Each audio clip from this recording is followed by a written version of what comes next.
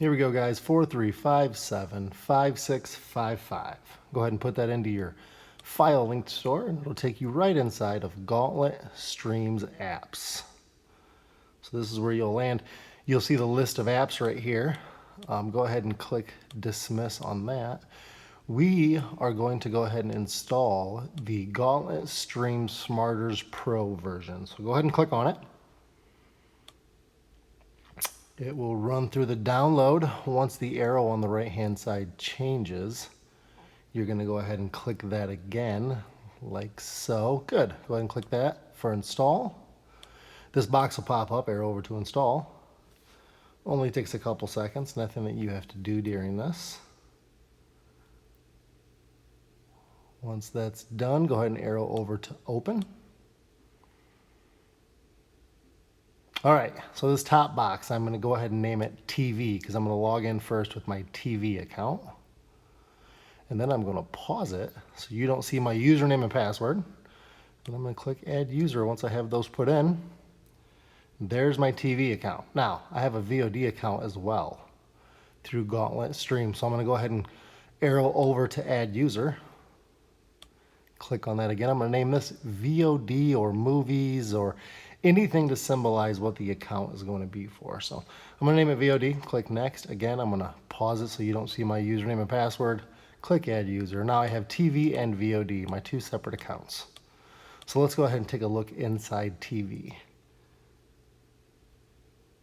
It's going to go ahead and download everything for me. It lands on this page, live TV, movies, series. Underneath that, install EPG, multi-screen, and then catch up. First thing that we're going to do is go ahead and click on install EPG. It's going to download and insert the TV guide. It's going to land on this page. I'm going to select my category. As you can see, there's a bunch of different TV categories here. I'm going to go ahead and select US Network. Let's go ahead and click that. Takes me into here. This is a very traditional looking EPG. This is kind of what you would expect to find. It takes a little bit for the information to load, so just be patient with that. Not a big deal. Find the channel I want to watch, I click on it, and it plays just like that. Let me back out of here real quick. There we go. Scroll down, find another channel, American Heroes. I can do play, add a favorite, or close. Once I select it, automatically goes full screen. Very easy to use. Let's go ahead and back up out of this real quick. Back out of it again. Let's just go straight to live TV now so you can see what that looks like. So, same style of categories right here. I click on it, but the layout's a little bit different. So now I've got the channel listing on the left-hand side, preview window, upper right-hand corner, and then underneath that will be a very small and abbreviated EPG. Very easy to use. This is my style. This is the style that I like the most, but it's completely up to you which one you want to use. If I want to watch a channel, I find it, and I push the OK button. We'll let that load. There it is. If I push and hold the center of the circle on my remote, I can add to favorite. I'll show you why this is important. So I'm going to add a couple of these to my live TV favorites. This will help you in streaming, so make sure you get comfortable doing this. You'll see that little star. It goes to the right of it after I add it to my favorites. Now if I back out of here and go over to my favorites, there are all the channels that I have added to that. So very, very handy. Get used to using that, you guys. Okay, let's back out of this. Let's go up to right next to settings where it says switch user. Let's go to that. Let's go over to VOD because I'm logged. I have both of them. So I'm going to log into my VOD now. Just like the TV, it's going to download all of the content.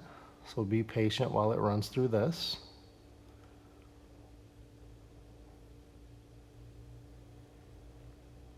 There's a lot of content in the video on demand, so it takes a second.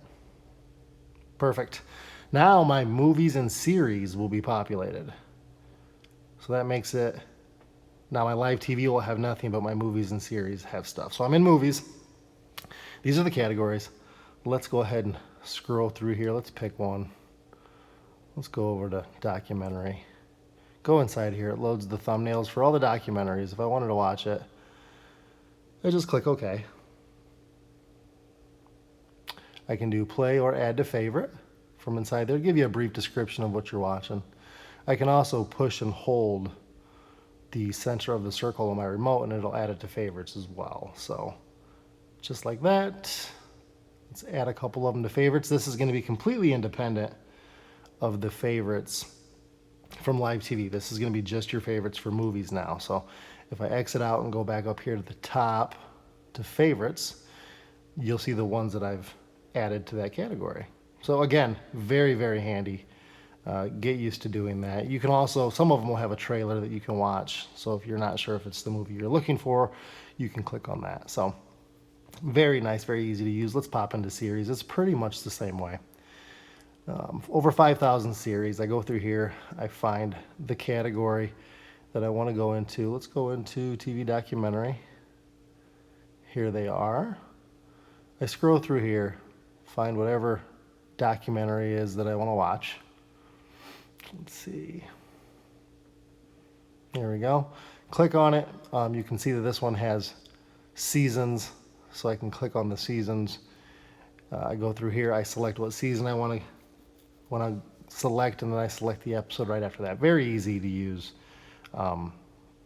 It's straightforward, you guys. Very simple. If I push and hold center of the circle, I can add them to favorites as well. This favorite category also will be independent of the favorites from your movies and live TV. This will be favorites just for your series. So there they are. I strongly recommend you get used to using that because it's very easy to use. Multi-screen and catch-up, a couple different things you can play around with. Let's jump into settings real quick. The two that I want you to pay the most attention to is parental control. If you want to stop your kids from being able to see some of that rated R or rated X content, that's how you would set it. And speed test. If you think that the system's having a problem, go ahead and run a speed test first. Sometimes it's your own network. Sometimes it's your ISP and your speed test will come back fine, but at least then you'll know where to start debugging the situation. All right, you guys? So there you go. It's pretty straightforward. Get used to using your favorites. So good luck and happy streaming.